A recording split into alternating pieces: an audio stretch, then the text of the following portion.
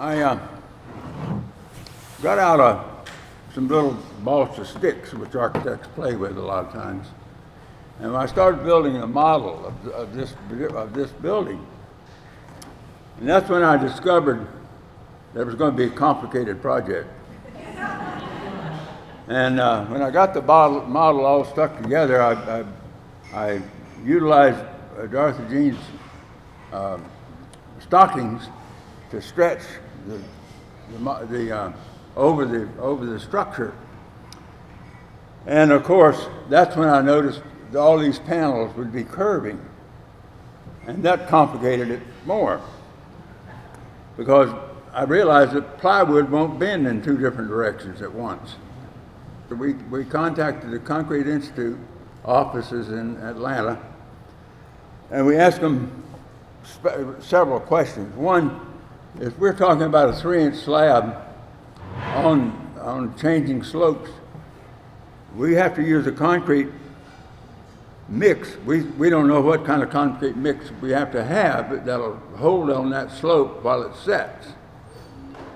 And they said, well, you're going to have to go to a very low slump mix. They designed a mix in Atlanta for this particular roof, and it had a proper slump. It was designed for 6,000 pounds PSI. Normal concrete that you see in most buildings is either 2,500 PSI or 3,000. This one is 6,000. And the test all indicated that it was. And it had to be poured in one day.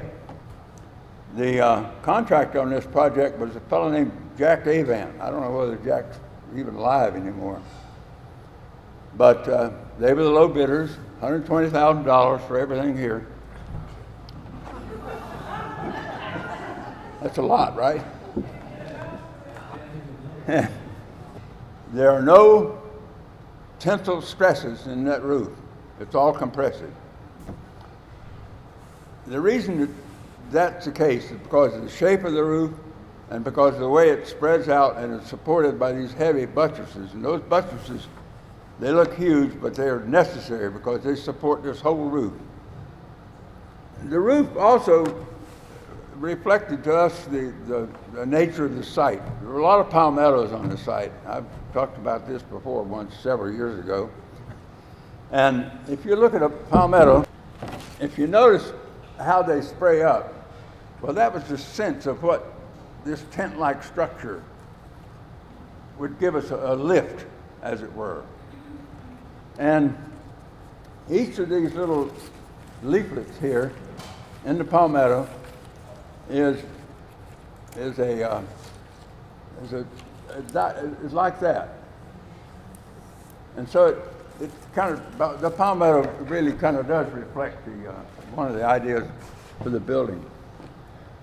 This was not intended to be the worship center. This was a recreation hall. And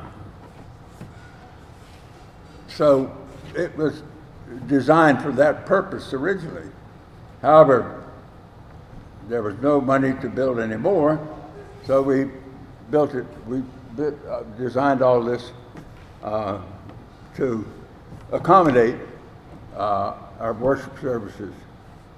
Now, as far as the decorative elements of the building, these angles are reflected everywhere we could reflect these angles. And the doors, and you look at even the concrete block that frame the windows on this building and the other building. Those are standard old concrete block. They're called frog block.